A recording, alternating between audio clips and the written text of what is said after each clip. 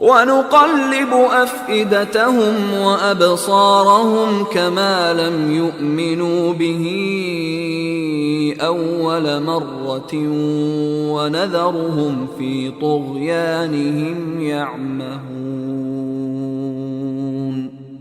وَنُقَلِّبُ أَفْئِدَتَهُمْ وَقَلَّبَ يُقَلِّبُ انقلاباً کہتے ہیں الٹ پلٹ کر دینا. وَنُقَلِّبُ پھیر دیتے ہیں افئدتہم فؤاد کی جمع افئدہ.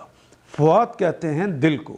ان کے دلوں کو پھیرتے ہیں. وہ ابصارہم اور ان کی نگاہوں کو بھی پھیرتے ہیں. کما جیسے کہ.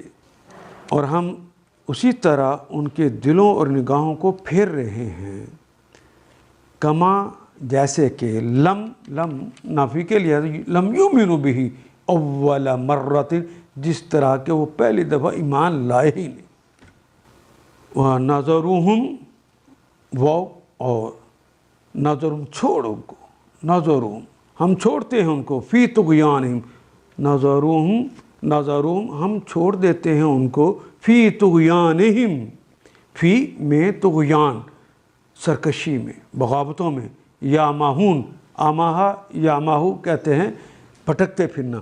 پھر وہ ان طوفانوں میں سرکشیوں میں پھٹکتے پھرتے. ہم اسی طرح ان کے دلوں اور نگاہوں کو پھیر رہے ہیں جس طرح یہ پہلی مرتبہ اس پر ایمان نہیں لائے تھے. ہم انہیں ان کی سرکشی میں بھٹکنے کے لیے چھوڑ دیتے.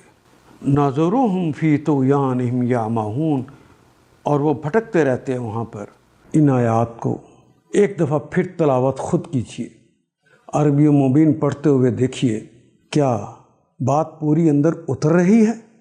کیا یہ اردو کے سانچے میں ڈھلتی گئی ہیں عبارتیں؟